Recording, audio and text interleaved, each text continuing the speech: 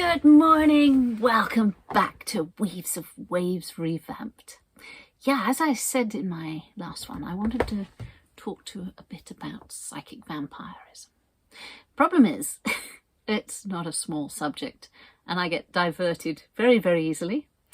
And yeah, it's, I got Puppy here, and oh, precious baby, he's been out in the rain. Okay, so yes, psychic vampirism is a huge subject because it's energies and you're dealing with concepts. So in order to put across concepts, I have to give analogies and I have to give metaphors and I have to give perceptions, my personal opinions and perceptions. So yeah, it's not an easy subject to just bulldoze your way into. I wrote a book and in the book, was called Being a Psychic Vampire. I'm technically a psychic vampire and it's been an interesting journey. I'm much more than that, of course, but it's like the word witch. It has triggers with some people in certain parts of the world, and yeah, the psychic vampire bit amused me a lot, because if you are announcing it, you're obviously doing it for attention, so I don't technically do that anymore. But in my world, it was being honest and open, and so that I didn't manipulate or I didn't put across something that I wasn't. In other words, I know your energy. I feel your energy. I can see your energy. And if I sort of lose concentration or I get involved with something or I get emotional or something like that, I can very likely feed off your energy. And I don't feel I'm any different from anyone else, but that's a common thing. But everybody is a psychic vampire at some time in your life, okay? Children are, all of them, needing energy to grow, so they fight for it. So if you've got siblings, lots of little children all running around, they're all going to be fighting for energy. If you can't get good attention, you will get bad attention. I'm a parent. I did all that. I know little energy vampires will vamp you totally down and flat. You know people who you go and chat to and you go away and you're exhausted. Everyone knows that. And you know what? Probably anybody I'm speaking to now, you've probably done the same to someone. Okay, you vamped them. Okay, now, yes, I get the language is triggering, okay? And I'm not talking about blood-sucking vampires. They are primitive in comparison of what we do for energy these days. So if you think about the playground and how children are fighting for energy, and people are fighting for children's energy, that's a whole subject. But if you look and see what is crying out for your attention right now, look at me, look at me, look at me, buy my stuff. Yeah, they're vamping you over. Television vamps you. Entertainment, multimedia, it's all vamping you. Government, everything is vamping you. Everything wants your energy. Everything is greedy for it. Money is an energy. You give your money, you give your energy. You give your time, you give your energy.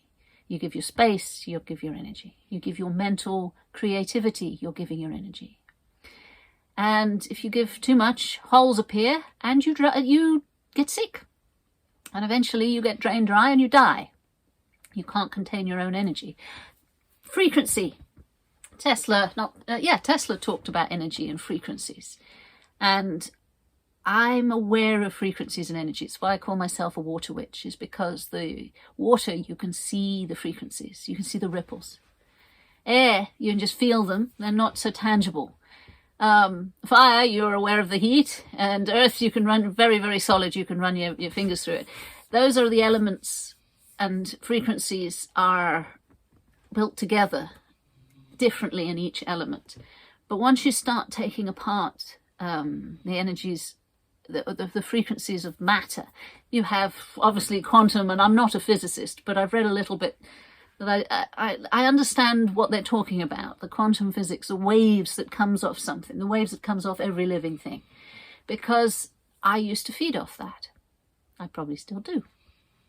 So I feed off living energy. human energy is not that healthy. It's like living off junk food. It makes you corrupted. There's a whole chapter on there on how corrupted. Humans corrupt themselves by feeding off each other. I remember watching a movie it was a post-apocalyptic movie about cannibalism, for example, and how everyone was getting sick because they were eating each other. And you can't do that. It's like bloated greed, and it's just too much. You see it was sickly. It was done very well, but it's the same for psychic vampires that just do nothing but feed off people. And I'm going to say politicians, because they do nothing but feed off people. And it is unhealthy, to say the least. So energy vampires are all of us. So we are all guilty. It is ethnically and morally, it's a disaster zone, okay? Puppy wants attention, you see? He wants attention. Tickle my tummy. Give me energy. Show me I'm loved. Giving energy is not a crime either. I've had many donors, people who say, please feed off me. Now, there's a reason why I feed off people, and I will allow it, is because I can heal pain. I can take away pain for a little while. Now, I'm not a fix. I am an anchor in the storm. So if you're having trouble sleeping, I can feed off that frenzy mind stuff that comes with insomnia or things like that. It's not hard. To me, it's like Reiki. Reiki taught me vampirism. There's a lot of vampires in the Reiki industry. And it teaches you how to do distance Reiki. So you can do distance healing, which means that you reach out into another person's energy form. And in the Reiki terminology, you are sending healing. But everything is a two-way street. So you're also sending all the shit in your life, and all the good stuff in your life. You're sending parts of yourself. It's coming through you, so it may be sieved through you, but distance healing was an interesting... I couldn't receive it. I was very bad at somebody sending me energy, because I would be all a little bit wound up, and it was like, I don't like that. Will you please stop? And it took me a while to realize why, because there's a feeding loop going on. There is like subtleties as this, but we give love and affection, and it doesn't cost us anything. On the contrary, we get expanded for it. So giving is a good thing. So if people who have given me their energy, I have taken their pain, and I've taken their pain from illnesses, I've taken their pain from wounds, just a short bit. You can also take grief. I've taken grief, I've taken anger, I've taken sorrow. You just take it and you feed off it.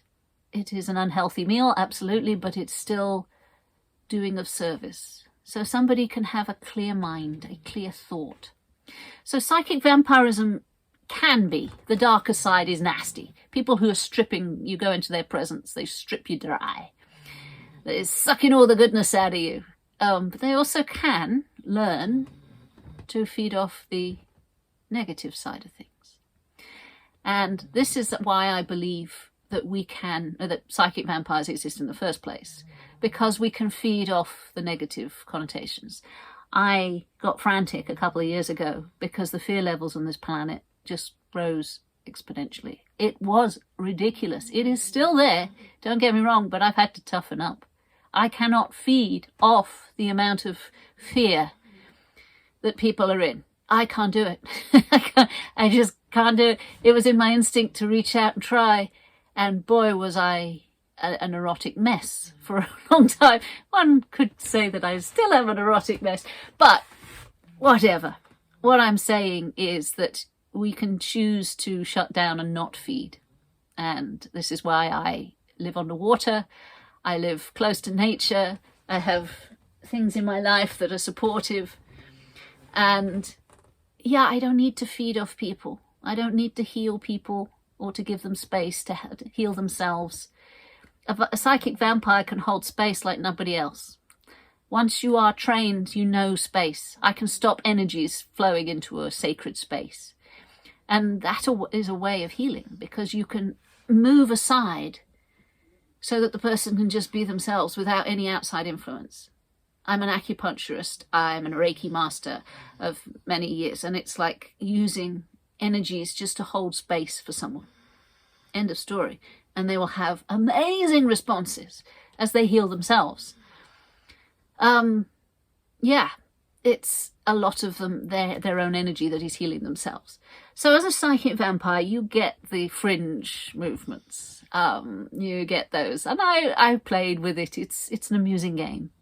But the seriousness of it comes when they start renaming it Dark Empaths. Now, I didn't like the word empath. I didn't like it. Of course, everybody feels emotions. Everybody feels their own emotions, and it's not hard to pick up on somebody's, I think everybody has a parent or a teacher that disapproves of them, and you just feel that disapproving weight. And that's you being an empath. So I didn't like it, but I liked the terminology of the Dark Empath because, as the meme says, once you have sorted your own shit, it's an ongoing process. You'll see from my last video, I'm still sorting my own shit. But you go through your own darkness, and I've been through some hell of a darkness. So you go through it, and I know that you have too, okay? So we're all going through our own fears. Fear is the trigger right now. Everybody is scared. They may be hiding it better than others, but they have put an acceleration onto our media and to our societies, and we're all scared. And we can't feed off each other like that. We've got to feed off our own fear, which actually wouldn't be a bad thing. But to be a vampire means to be aware of energy, and you have to be aware of your own energy, where it is at all times. I will not feed unconsciously anymore. I might sort of feed consciously, and I might sort of tweak here and trigger here, but with the knowledge comes responsibilities, and you'll hear me laugh about responsibilities, but I have responsibility with my own energy and how I deal with it. I won't allow myself to feed, even if you are hurting big time, and that's not without permission, not without things. If you are hurting in pain big time, if you are frightened beyond belief, you are dealing with your own stuff, and it's not my place. There you go. It's not my place. So psychic vampirism, you have to sort your own shit out. And once you have, you become aware of the ebb and flow of energies around you. You become aware of the feeders, the ones who are naturally feeding off everybody and go, don't give a fuck. And it's that cold. I didn't believe it existed. It's not in my nature to be that cold. I'm fairly kind and considerate, or at least I work on that bit. But there are people out there that don't care. And they really, it is, evil would be something, but this is indifference. This is beyond evil in my world. It's just total, okay. And a lot of people who say, oh, I don't care, actually do, and you can feel it. So they are cool. But the ones that are cold through and through, and this is where the atrocities is being committed, because there's an awful lot of people who've gone through their shadow out the other side and loved it. And there's a sexual lust for the cold calculation of suffering of other people. And they're aroused by it. They're aroused by the violence. And I've seen it, and it frightens me because I can only stand. I can't fight it. I can stand and reflect, show them what they are. But I don't know how to be a warrior against it. I can possibly feed off it. Again, it's an interesting terminology. But I ramble. I'm very good at rambling. So this is why psychic vampirism, to me, has got so many branches at it, because I go off at tangents as soon as I find something interesting. I like threads. If you are being fed off, this is another thread that some people say, I'm being fed off, what do I do? You are good food. You have to become better and bigger so that you don't get fed off. Nobody feeds off me without my permission. That's one of the first things. If someone tries to feed off me without my permission, I will have a full good... It's like, I feel the hook into my energy. But that hook goes two ways. That hook, you reach and you pull. And you're actually tethered to that person. And you can do all kinds of things to that person to make them stop. Cutting the tether is usually up to them because they started it. But there are many ways of getting rid of a psychic vampire in your energy field. However, you have to be aware of what you're doing. I never like the mirroring back. I mirror back shit, but it goes in all kinds of places. That's where you're risking collateral damage. And that's, again, a whole new thing. But if somebody is feeding off you, be aware of it. And you have it in your eyes when you talk to them. I'm aware that you are feeding off me right now. Right? Now, I will allow this because you are obviously hungry. And I'd rather you feed off me than some small child or old elderly sick person who can't afford it. But you ought to know where your energy is going. And if you want to sort of start scraping on me, I can start feeding you all kinds of shit. And that's what I wear.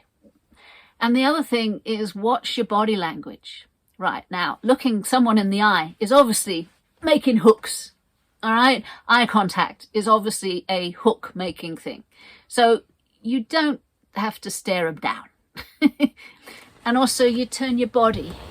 I often say, like, there is energy flows between people, right? We're all connecting, interreacting. Turn your body away from them. Just turn away. You can have a conversation, but not square on. And again, it just sort of deflects the casual hooks. Start being aware of the casual hooks and you get more proficient at it. There are ways, for example, of going nova, right, which is taking your energy body and just expanding and pushing everybody out of it. So that, again, there is lots of techniques. And you could say, oh, well, they're just mental techniques, psychological techniques, fine. If it makes you feel better and gets people out of your way, explain how some people can drain you dry and other people can make you feel absolutely wonderful and full. It's a matter of learn energies. And people say, oh, let me see them. Well, how about your Taurus fields and Calirian photography? I'm not in the business of convincing anybody against anything, but I'm saying that techniques that you can learn to stop vampires feeding off you. And there are some times, like, I won't listen to a politician. I can look at him or her, and I'm not going to listen to them. Their voice comes on and it irritates me. One of the they're actually both Americans. The last sort of, 6 or 7 years of American presidents, I really don't want to listen to their voice. I don't. And I can say that maybe they are not particularly the strong, though they are, vampirism is going on left, right and centre. It's not sane. It's an insane, gibbering frequency, that is like absolutely batshit crazy. And you can hear it in French politicians, Canadian politicians, Australian politicians, and yes, English politicians. I don't like listening to any of them because you can feel those hooks. Because they'll trigger, and that's a hook. So they'll say something that you get an emotional response, and then you're like back in the hook. So that's first step in psychic vampirism. I can go into another one saying how all about protection from one, and also how you heal with it. Anyway, if you've got any questions, focus me and put them in the comments below. I love you lots. Take care of yourselves and each other.